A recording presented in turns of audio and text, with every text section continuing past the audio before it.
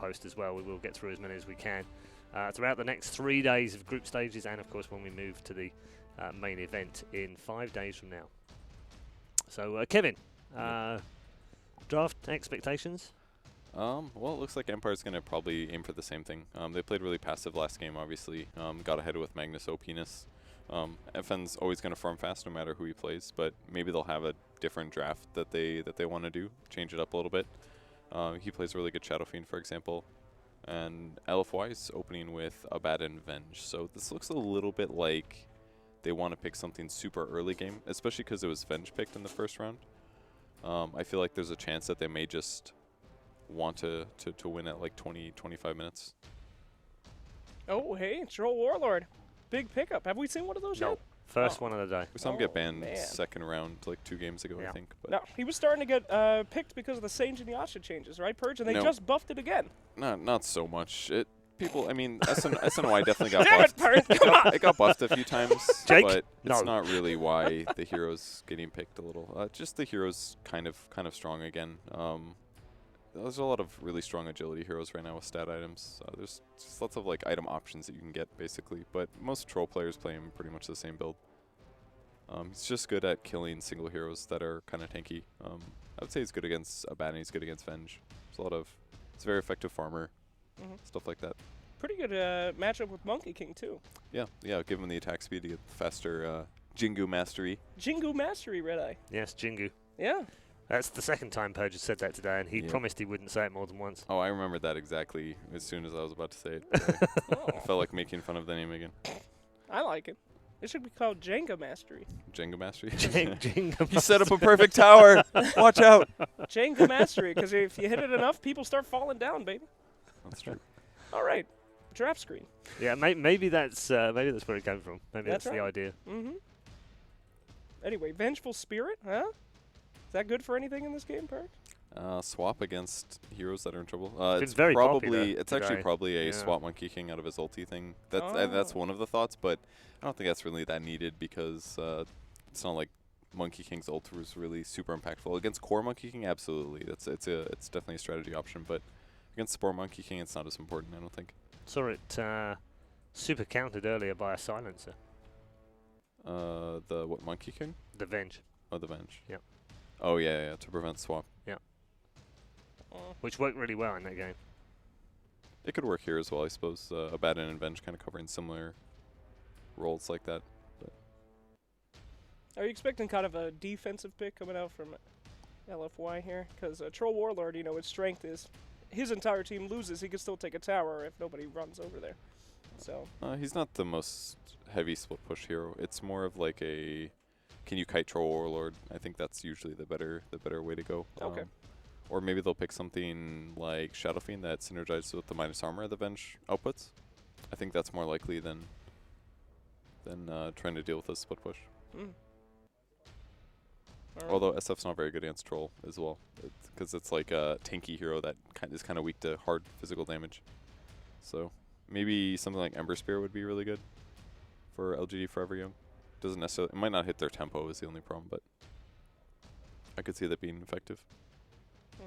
Smart to ban out the Warlock. We've seen so much Warlock so far. The Fatal Bonds, especially with Monkey King. Yeah, I actually really like all the upheaval that everybody's been using lately. The amount of slow that it outputs. Upheaval is back. You like that skill, don't you? I love that skill. Put it in early. Go for a super slow lane, Red Eye. You go lane with an Upheaval and a Viper. Oh, it's terrible. I love it. Does anyone actually die, or yeah? you just slow them a lot? Pathetic deaths. They just disconnect. They're like, this is not worth playing anymore. There's 2 kinds of way you can kill somebody in Dota. Mentally, and then in the game. And I like to do the first. Every time. All right, so they're actually going to ban out the Shadow Fiend. They were listening to you, Purge. Oh, look at that. Yeah, it's just the minus armor stacking. It's very standard stuff. Maybe something like Slider's banned already. That's the other go-to minus armor hero. But we don't really know where their draft is going to go yet. Troll Warlord, Monkey King. I don't think Empire can go anyway. LGD Forever Young can go anyway. They're going to play it really safe and go Ogress. This definitely looks like a 20-minute roll over them kind of draft. But I feel like these very rarely pay off super hard. It's not like they're hard committed to it yet, but it looks a lot like that at the moment. So Do you feel it's less likely as well since we've had 7? what do you mean? Since the big patch came in at the start of the year, That the 20-minute stompy kind of picks work seems less likely to work since 7 for me. I wouldn't say it's because of the 7.0 patch, I guess. I maybe things like shrines help counteract that a little, I suppose, because it does give you some Roche control. So maybe that's why. So even if you lose all your outer towers, you can still actually get on the map a bit. So maybe there's some things like that add credence to that. But I wouldn't necessarily agree. I don't think talent trees affect it. Maybe just the shrines at most. Well, I don't know. I feel like Ice Frog is starting to move towards that split push lineup. I mean, with the tower buff on the armor, with heroes standing around it now. Yeah. Yeah, a big Alliance fan, Ice Frog. Wants it back. Is that too dank? Is that too old? We'll move on. Yeah.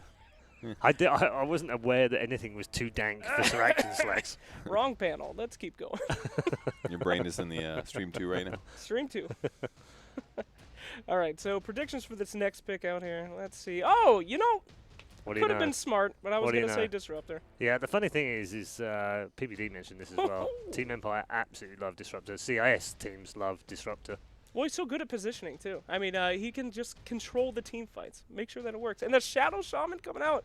That plus 50 damage, baby. This could actually be Shadow Shaman mid, draft-wise. It kind of looks like it right now. There's 0 chance. Come on. I mean, if they're going for a 20-minute game, it's not a bad thing to put Shadow Shaman mid, because after 20 minutes where Shadow Shaman falls off as your mid, you don't care because you expect to win or lose by then, right? That is true. You certainly don't care if you put Shadow Shaman mid. That is true. If he goes mid, I will not be on another panel for the rest of the group stage. I think that's fairly likely anyway. After this, it's been not good, guys. This That is was the just tryout. Sorry, what was that, Ice Frog? No more Seraction Slacks Okay, ever? great. Okay, Well, no thank problem. you. All right, but anyway, so recently did get buffed. Wings did try him out on Group B. It was not successful. No. At all. Lost both games. But Shadow Shaman, he's got that right-click potential. Got a little bit of push. PPD says he loves it.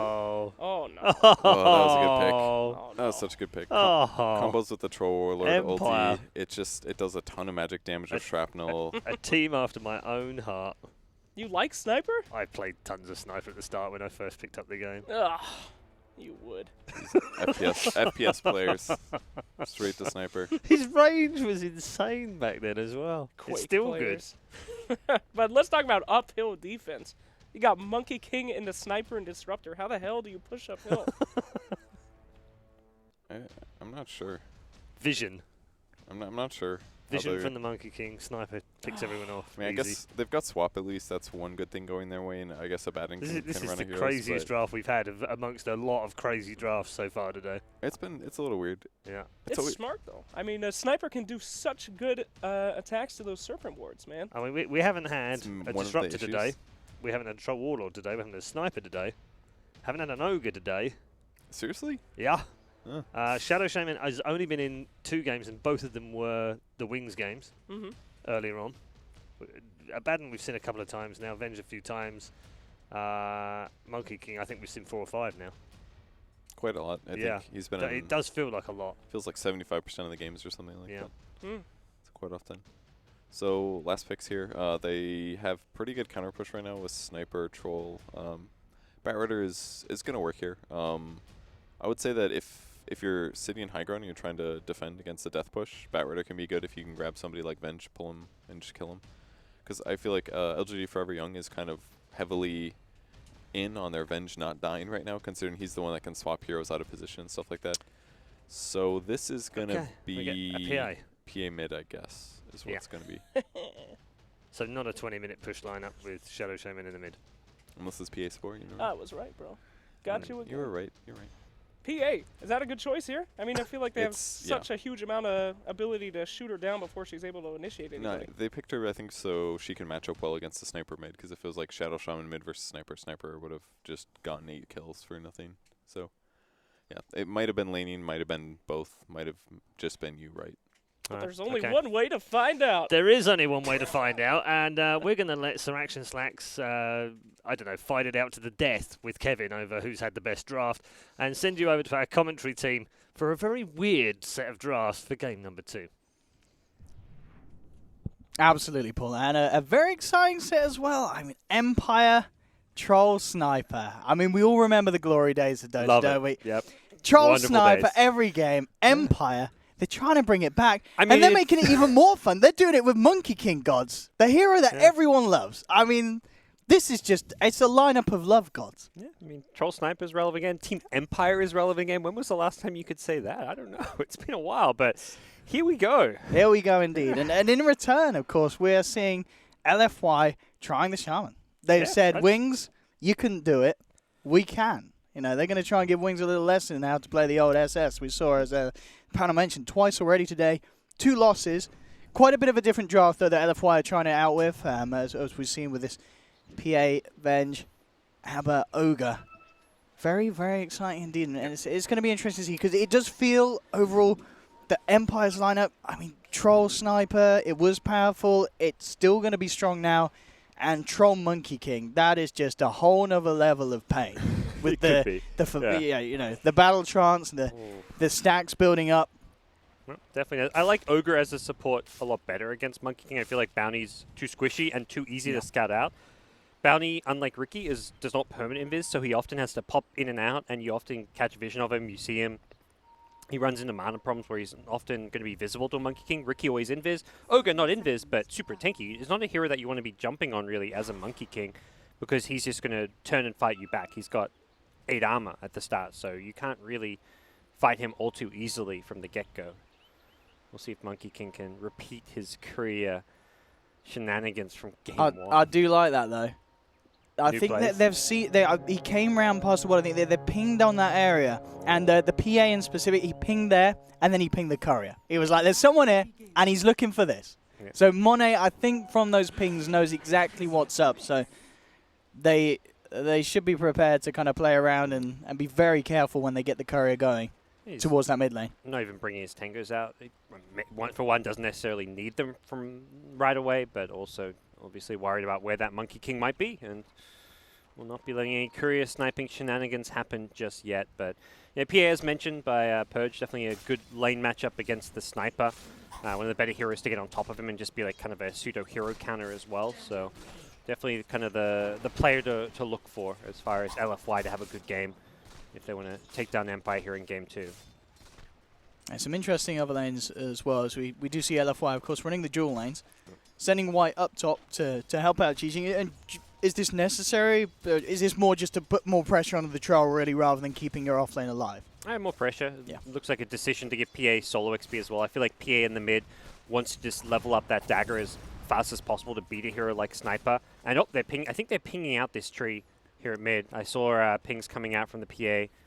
Yeah, lots of pings. They know see him. there's a tree Question there. is, do you go kill him? That's a first blood right there for a support. Pick up a TP on a support, potentially find a kill early on. Look at this tree go. He's going very, very deep. He's Nice. right by tier 4s. You TP in. I guess you're worried if you TP in, he's going to tree dance away and you've wasted TP. So they'll just ignore him. This is wasted time. It's a lot of wasted time. You're playing for Monkey King. 5v4 They know what's right up. now. Yeah. You're playing 5v4. You can't use your career Look at until him. 3 minutes. You're fine with that. No, he's...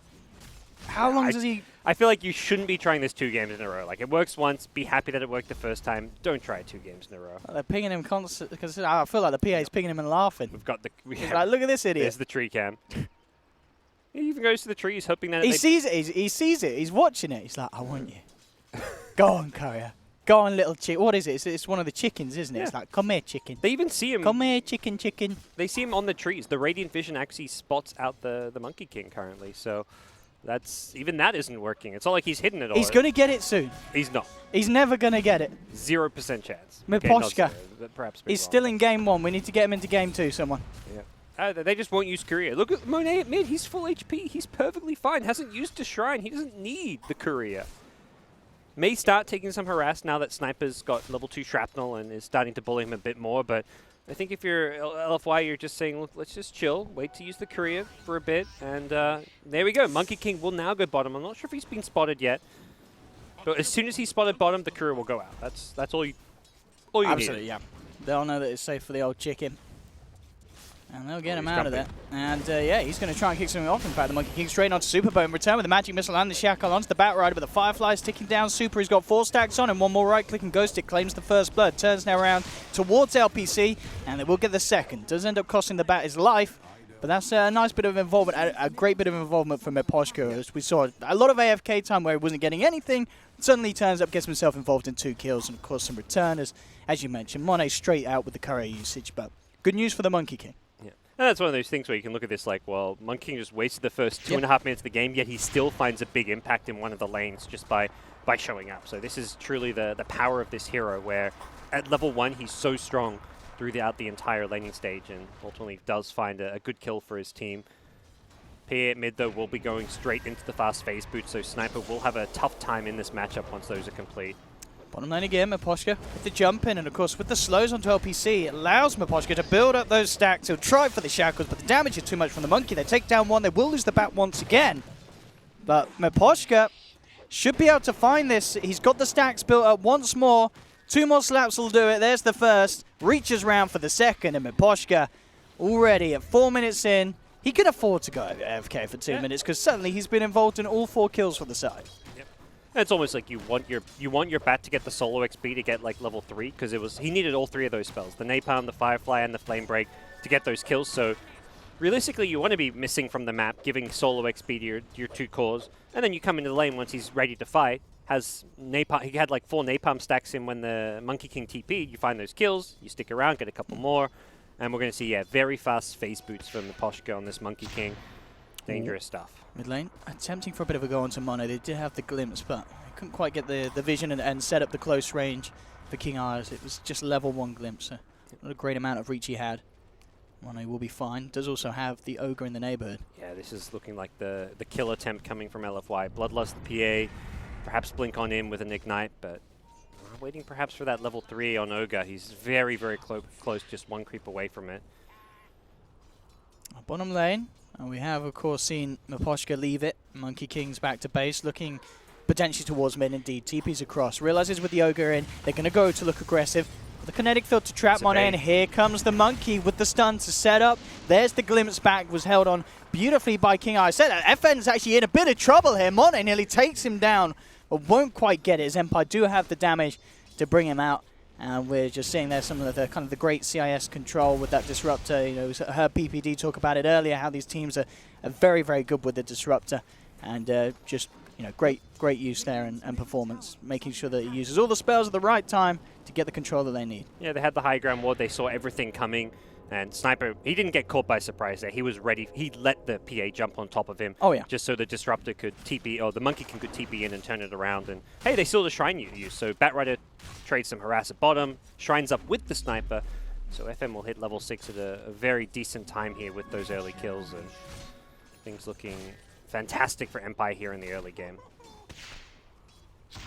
Mid lane, FN. Got vision. Oh, Can with they this glimpse? long stun, they... No, it's on cooldown actually. Oh, okay. We're still a couple seconds away, and also still just level 1. Feels like they need that level 2 glimpse for that bonus range. I'll let the chase down Meposhka here. White on the tails. They're bringing in the wraparound from the Shaman. Meposhka could be in trouble here. He can't jump anywhere with Ignite, ticking him down. With a jump forward from Monet, they will indeed claim the kill. Finally, bringing out that Monkey King, and Monet getting himself a nice bit of a cash bonus as he ends that killing spree streak. Early on, 6.5 minutes in, getting that. And that's a lot of money for the PA. Yeah, it was a pretty big streak to have this early on being ended, so definitely nice for the PA. Now gets to level 6, so we'll see a lot more kill potential coming out there, and that's where Sniper's actually fallen back in the jungle. Not really a lane. Wait, what's he queuing up? He's queued up Hood on the PA. I'm not sure if... I always Is that... I've started like second Is he guessing. trolling us? No, it's not a terrible Is item. it, you like that phase into Hood? It's not bad. It's like the same reason you go like phase in the Vanguard. It's just like a cheap, cost-effective survivability item. Bottom lane, Empire this time the ones in trouble. They tried to make it go. Super's falling low, but with the turn up from Monet, they will get themselves both kills. As again, they are losing this Venge zone. You've got to remember, it is their safe lane LFY.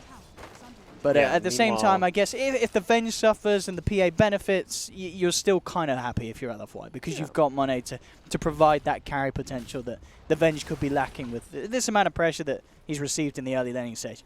Troll is getting more or less free farm at top lane while this is all going on, so that's perhaps the bigger concern, that Troll's free farming while Venge is getting contested. So across the board, Empire's getting a lot more farm. Their 3 cores all having a good time, whereas for LFY it feels like just the PA's doing well. The offlane Abaddon's doing not bad. He's not really been pressured all too much, has managed to get phase boots, decent time on his level 6. He's just going to jungle it up, it looks like. Bottom lane, jump in onto White, Ghostic, and Maposture looking to make quick work of the Ogre, and they'll certainly do exactly that. Easy kill. The mastery stacks are built up. Maposture would love to try and go for a second kill with those stacks, and he has his eyes on Super. Super has got to be very careful. Throws out a magic missile onto the bat, and indeed is keeping his distance. TP in from the Ogre to provide the backup that Super is certainly going to need if we do see Mapostka try and go for a play. Doesn't look like much will come from that. PA's just wanting to continue farming a bit at bottom. When you get this hood, you really want to fight. It's like a 325 damage. It basically adds 325 health, as well as blocks some good damage. There we go with the swap. Try and initiate onto the Batrider. They will get it, but Posture just goes for the Primal Spring TP out there, straight in front of their noses. He'll actually escape, and in fact, that play there keeps Ghostic alive. You know, immediately we saw the stun from the Monkey King come out for the tree line, cancelling the shackle. And it allows Ghostic to get away with the Firefly. So nice bit of play there from the Monkey. And that was the PA's TP bottom, so they were really hoping to get both kills. When you commit 4 heroes down bottom for like a 4v2 scenario, you're definitely not expecting to get nothing out of it. And that's the case for LFY, as they will have to fall back a little bit. They continue to get out farmed. Sniper 4k net worth is the leader for now. And looking for a kill on this pesky Abaddon at top lane. Certainly one of the trickier targets at this stage of the game. Well, one that you're going to have to work a little bit longer to bring down. Of course, level 6 with the ult available. But they'll give it a shot nonetheless, trapping him in the field. But again, I mean, they can bring him down to the ults at least once. Actually, with the glimpse back, they can certainly have a good shot at taking him down again. And they have it. Again, King R with the control that Empire need to find even the trickier kills at this stage of the game. Ghostic is going in incredibly deep, and only just because he's found Super. Again, had about 4 stacks built up on the Venge there, getting caught out. LFY will look to try and make a play in return. LPC, he goes out with the shackle then, but he's like, oh my goodness, that's a Monkey King with a big old stick. I can't afford to do this. And you're a support immediately ogre backs or away. shaman, like you're like, we're 2 supports fighting We're a like, Monkey nope. King? Get me out. Even if it's a support Monkey King, this guy is as strong as a core in the early first 10 minutes of the game. He is incredibly powerful. 17 one-charges. You do not want to mess with him. And he'll get back to the safety of his trees. So Empire's good start continues as they find whenever you're finding kills in like 2 different lanes at the 10-minute mark, you know things are going well because you can kind of split your resources. You're finding picks while you farm. It's when you have to like commit 4 or 5 heroes to a lane to get 1 or 2 kills where you're like, well, you got kills, but you had to 5-man very early on. They're finding kills all over the place without having to do that. And mid lane, there's the setup again as PA taken out. Another big kill for Empire. And we are seeing just the actions and the Maposhtka's causing. He's been involved in, I believe, 9 of the 10 kills. Incredible kill involvement. And just something that we don't really see because Disruptor, it feels like, isn't really the hero, but that a lot of other regions favor. But just stuff like that long-range stun, allowing the Disruptor to just lay down the Static Storm. It's the catch potential of Empire at this stage of the game is pretty ridiculous. And they're not done. This mid tower, like anyone coming to defend this one will get seen and scouted by the Monkey King from behind likely. They are swarming this LFY, showing they want to make a defense, but... Well, I mean, yeah, White's come forward. I mean, Posture is looking at the back lines. He's looking to try and help out FN, who's been jumped on by Monet. Troll in trouble, Chappie. Hops out of the axis, looks to head up back to the high ground. Can he get himself out? Xi is chasing him down. Will be knocked down to low ground by a beautiful flame break from Ghostic, but it doesn't matter as Monet will jump forward and clean up the kill. Meanwhile, LPC actually solo split pushing the top lane, so that was a lot of Empire heroes mid. They don't get the tower. Looked like Mapostka just wasn't in the best position to fight from that high ground. He was too low in HP. He felt like to probably throw an ultimate and he'll just scurry himself out of there. So good sequence of events for LFY, getting the tower, taking a key kill, and getting a secondary tower at mid. They're very strong when they kind of hit their stride here. They've got Bloodlust. Venge is a very good early game fighting carry. Abaddon, same thing as well. All you need is he's going to have like 3-4 points in the shield with the passive, a fast Helm of the Dominator to add an extra neutral creep to the mix of things. And it will be a very scary LFY 5-man as far as their ability to take towers. So while PA is kind of a late game carry, also fights very well early on. And the itemization going for the fast hood really suggests that they want to fight as early as possible. Oh, man, we can see really kind of from the net worths at the moment for the individual heroes. It's pretty close really across the board. We're seeing... well, pretty much both mid laners in a similar position. You can see from the overall graph how it's only slightly, very slightly really, 2k or so in Empire's lead when it comes down to the gold. So this game, very, very close, even with Empire having the favouring kills. We're seeing the tower push from LFY, securing themselves the mid and the top. And Empire still themselves yet to take a tier 1. They're going to make their next big move, looking for this troll again. Troll's definitely a hero you don't really want to fall behind on too much. Isn't a carry that wants to really be playing comeback or trying to farm to get back so to the much game. trouble here. Very little he can do, almost certainly, against the lockdown that LFY have. There's the Shackle. They got a magic missile and a hex if it's required to bring him down. And, well, they might want to hex him because he is bashing up this Shaman. But it's all good at the end of the day. The crit comes through from Monet. But Shaman takes a few cuts to the faces. They did kill Ogre mid, it looks like, and took the tier 1 tower. Yeah, the tower went down, and then they got the Ogre. So Ogre probably should have just been letting that tower go, but ultimately not a big kill to be giving up. LFY is still kind of sticking around in this jungle. Posture is going to have eyes on them, and Empire are around Monet. Looking at King R. King R has the Static Storm, and in fact, Monet's going to jump in, and immediately there's the lasso into the Static Storm. They look to turn it around. They try to bring down Monet. He has this hood, but it isn't going to keep him alive here as they bring down one. They're looking for more with the Assassinate onto LPC. The Infused Raindrop will be burst. He drops the wards and turns with a Shackle, but Miposhka with the ultimate, forcing LFY to get the hell out of there. They've lost the bat. White trying to come in to save Xijing, and Super will pay with his life almost certainly as Empire chase down another. As Empire will come out on top of that fight, getting the big kill at the PA. PA just went a bit too ham there. I don't think you want to be... Oh, Okay. okie dokie. Be a kill. All right, certainly LFY. Nice. Well, that certainly makes things a lot better. They may have lost a PA, but they just picked themselves up a free sniper. Nice ward there. Probably a bit of a telling sign for the sniper. Oh, was he actually trying to farm the Serpent Ward? So I maybe think they he was, don't know yeah. it's warded. Yeah, he may just think that that he was giving vision away himself from farming those, and a bit greedy from FN, but ultimately nice little catch from LFY. They lost their PA early, which I still feel like is an ongoing problem, that you can't just keep throwing your PA's life away. He's keeping up in farm, though. Yeah, as absolutely. we can see. And yeah, this hood doesn't help you farm and all that, but I think it is going to be an item that's going to be good at... I guess you're ultimately going BKB, so it's not like an item you want to have. Like, having hood and BKB together is kind of counterintuitive, since one gives you magic immunity and one gives you magic resistance. Ultimately, if you're BKB, it doesn't matter if you have a hood or not, but it just helps get him there. And I think LFY knew they were going to look to fight very early on. You don't want to go first item BKB.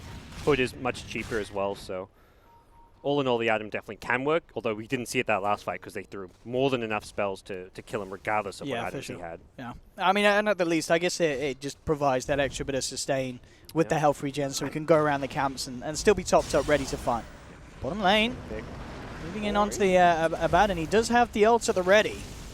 And TPs are coming through to the tier 1s here, so Empire have to be a bit careful how heavy they go in on this one. Venge has turned up, and they will try for the glimpse back into the Assassinate. Chappie coming forward as well, trying to close the gap. Hits the slow out, but Super's there with the save. Swaps back the Abaddon, will pay with his life almost certainly as the Static Storm Kinetic Field gets dropped down. Empire will take the kill on Avenge. They're looking for Xijing. Can they cancel this TP in time? They've got nothing. The Abaddon's out. But it is a 1-for-1 as elsewhere across the map, Monkey King did end up getting taken down. Yeah, not too bad to lose a Monkey King. He's kind of fulfilling his purpose, which is just playing that scouting forward position hero. Find what info you can for your team, get some wards down, but gets punished in the process of doing so. But losing the Venge to save the Abaddon, not something that I think Super's going to be too pleased about. Was hoping that he wouldn't probably get caught on the way out. And the Roshan pit with Serpent Wards. It's been scanned out though. Empire fully aware of what's happening. Oh dear. The Serpent Ward's going How down. quick can they do it? They're shrining up and everything. Do they have a smoke on themselves? I'm not sure. I mean, they scan right by Roche, so they definitely have a good idea. But this Roche will slowly drop, and I mean, Monkey King can get the vision. they see him with the Radiant Observer Ward, though, I believe.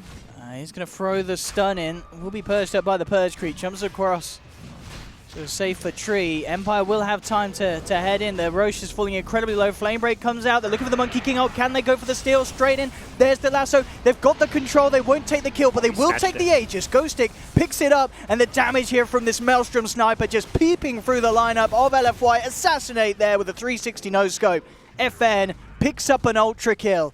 And LFY, the full 5-man, hit the decks, and Empire just turning up at the perfect time there. They didn't get the Roche kill, but they get the Aegis, and they get themselves a team wipe. Yeah, great job from Monkey. Just throws a stun to just kind of disrupt the Roche and set things up for his team. Back gets in there at the perfect time. Look at the damage FN did as well. 4.5k damage.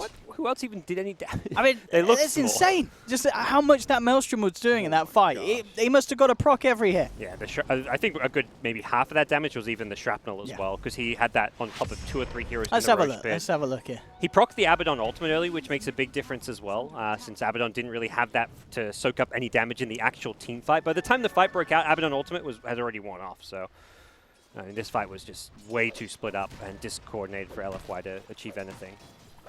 There we have it. Definitely at least 4 procs there, and a very sweet little finish from FN to get that final kill. Sniper doing a hell of a lot of work there. And the panel kind of talked up as well, the sniper pick. They felt it was a strong lineup to pick the sniper against, and it's certainly showing in fights like that where it's very hard for them to really close the gap on him when he's behind the rest of his team. I mean, how would you get past the frontliners of Empire when there's a troll there throwing axes around? You've got him to worry about first, and FN's just sitting on the back having a great time. Yeah, Chappie's not even pretending to be a carry this game. He's gone for Vlad's first. He's like, yeah, all right, I'll just beef up my sniper and just make myself as tanky as possible. Oh, look at this, yeah, Empire with the classic CIS moves where they just dive up to the tier 3s and get a free pick. Nicely done. You've got to come back and defend LFY. Your base, bro. This is not a favorable trade for They're you. trying the tier 1 for Fountain trade. Let's see if it works. Now they come back. LPC drops the wards immediately. It's money for Sniper, perhaps. Those will drop very quickly and not really sure. I mean, easy farm. it's time they're hitting the wards and not the tier 3 tower. That's the benefit of that. But They're still pushing on LFY. Yeah. I mean, they're onto the tier 2, but ulti. this top lane's in a lot of trouble here. As the ult comes out, they'll swap Super back in, but immediate stun, in fact, onto the Monkey King. He got him way too aggressively. That's going to be one out. LFY now look towards Ghostic. Ghostic in trouble as well. The 3-man static Summer Connect field. Again, though, this control allowing FN to sit there peeping away, taking down LFY. There's the Assassinate flying through. Triple kill for FN once again. This man with his sniper. Some absolutely sick AWPing from FN this game. And he is out of there as well as the rest of the boys. They've taken the racks. Abaddon didn't even... I don't know if his TP was cancelled or if he just didn't go for the TP because he felt like it was a lost cause. He was bottom split pushing the entire time. Got some damage on a tier 3 tower. Oh, hey, they've spotted him. Yeah. They've scanned him out. Hello, Abaddon. And goodbye, Abaddon. As Monkey King has arrived, and as we're seeing, there's... Phase on through. Oh, no. The Dukes. Oh, no, he's gone. He's got another phase. Don't kill me, please. Please, I have a team. I have a family. We don't care. Says Empires. They bring him down. 24-12, 20.5 minutes in. Game 2 is certainly looking a bit more brutal for LFY than Game 1 was. Yeah, this is turning into a big stomp very quickly. FN Sniper has just gone completely out of control this game. Some really good Monkey King rotations. Disruptor, same thing as well. Oh, and he's just a few hundred gold away from Silver Edge. That is a huge nightmare for this PA. Good luck playing PA into that. I mean, he's got the hood. He has got the hood, you're right. I mean, we're seeing some kind of phase into interesting builds, I feel, from LFY. We had the phase into Shadowblade in Game 1, and now the phase into Hood in Game 2. Different players, though, of course. Monet and Super. No, I say that. Monet Actually, no, both games, it was Monet both times. Yeah, he went from playing carry jug to playing mid PA this game. They were like, after Game 1, like, right, we're not playing your safe lane because you built phase into Shadowblade. And he's like, well, I'm going to build phase into Hood in the mid lane. What are you going to do now about that? But Empire certainly loving how this game is going as they take a tier 2 down on the bottom lane. It's always tough to itemize against lineups where there's heavy physical damage and also very heavy like early on you're threatened by the heavy magic, and now you're at the stage where it's the heavy physical with the Troll Sniper, the Monkey King ultimate. But early on it's like the Bat Rider, the Shrapnel, the Assassinate, the Disruptor. These things do a lot more damage early on, so one last hurrah, I believe, from LFY. This does feel like a all-in kind of play. They are looking to go a bit late game. Abaddon's queued up a Radiance, but got to get there first. Let's see if they can find it, LFY. I'll spot out Ghostic. Oh, he gets hit by the Howl, I believe. But also no swap in range. Yeah, looks like they will avoid this smoke gank, and that's Ghostic wants to come back in. He's going to see what he can find, and indeed he's found one. Brings White back on the Ogre. And that'll be one. In fact, Super running straight into the middle. Oh, he's gone for the suicide swap here, and it's not going to pay off. He's out and down. Miposhka on the backlines, looking towards the Shaman. GG's called. It's all too much for LFY, as I think it was already GG when Super just ran in and decided to swap his way out of this series. A 2-0 for Empire. Game 1 looked pretty good. Game 2 looked even better. And they've got to be feeling great, as we kind of talked about, well, the panel talked about before the series. This is a team turning up to a LAN, I believe first time at this iteration.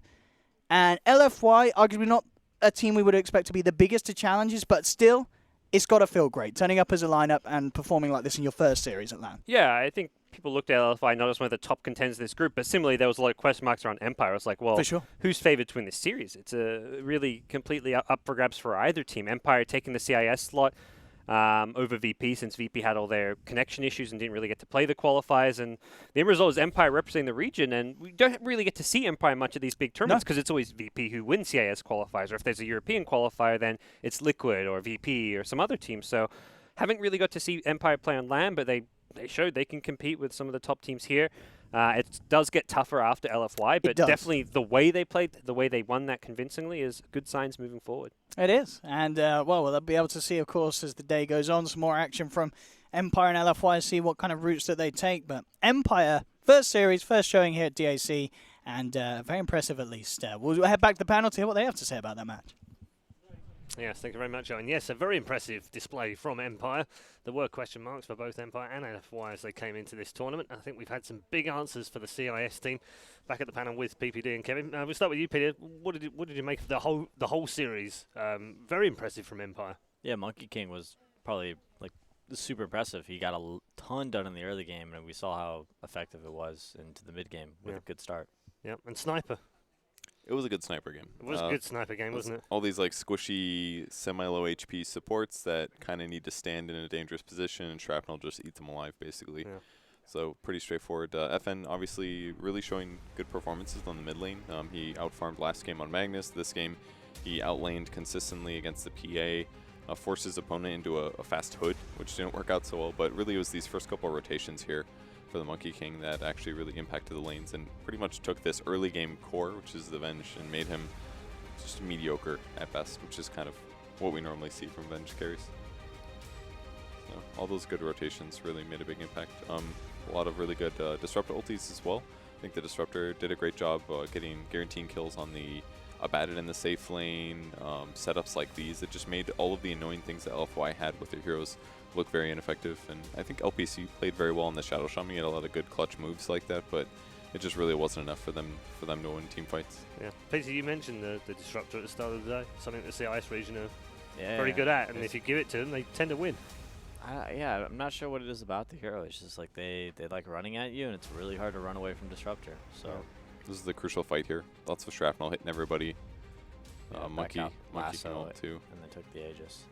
Oh, did he? Okay. Yeah, and then instead of PA getting the Aegis, PA just died.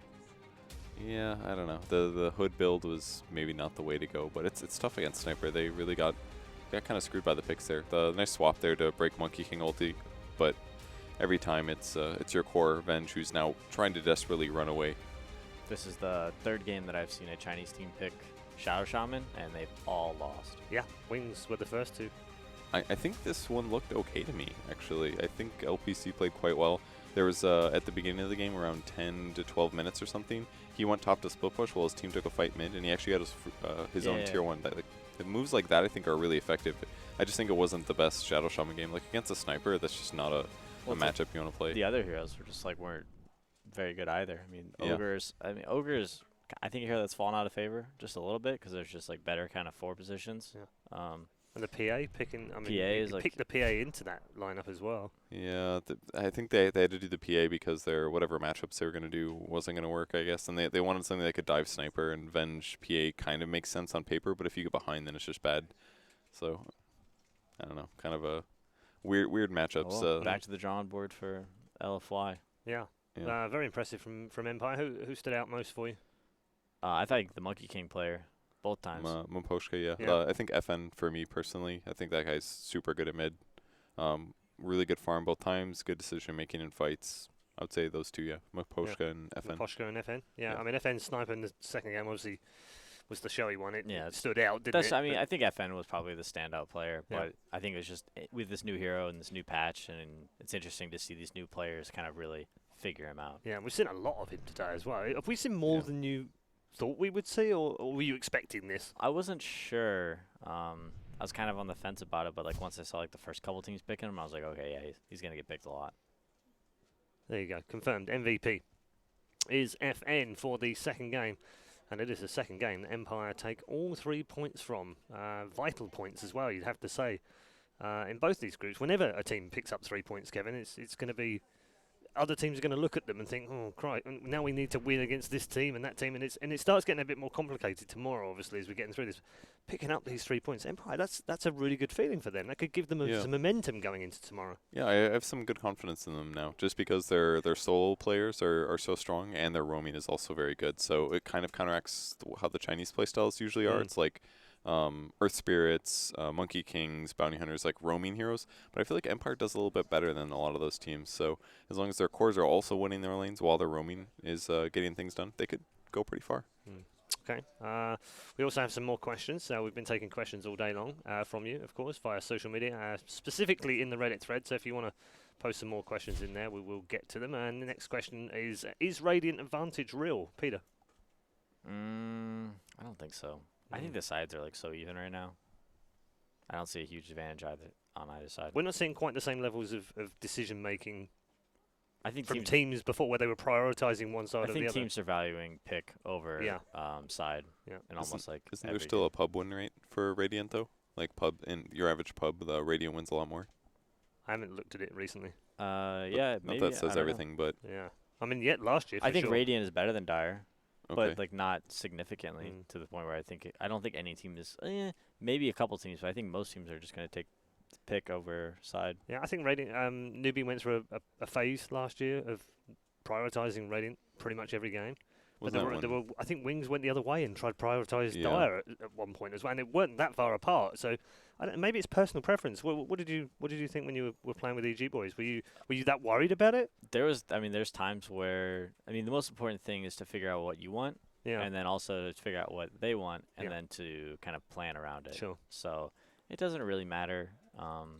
So if a team that you knew were prioritizing Dire, for instance, you would want to try and take it away from them just to upset them? You could, or you could just, say, you're going to have first pick for 2 games. Right. And give them Dire instead. Sure. So. Yeah, it's very interesting. Yeah, I don't think we have a proper answer for that one right now. Let's have our second question for social media. As I said, you can continue to post in the Reddit, and we'll continue to pick them up. Is drums viable, or did Liquid pick it because it's cheaper now? Both. I was going to say it's probably both. It's very situational, I think, because what it gives you a little bit of mana regen. There's not a lot of heroes that fits on the AoE movement speed part is really nice, and that the charges are great. But once the charges are gone, you're like, this item is terrible now. I'd rather sell it almost for 900 gold. It's like an expensive bracer at that point. Right. It's pretty weak. Yeah. I think we in the last patch we saw Helmet Dominator come to a rise in popularity. It seems like just kind of like the better drums. Right. Better version of drums. Okay, thank you very much, both Peter and to Kevin. We'll get more, of course, from them throughout the day. We are coming towards the end of the day. 5th series is almost upon us when we return from an extended break, so stay tuned.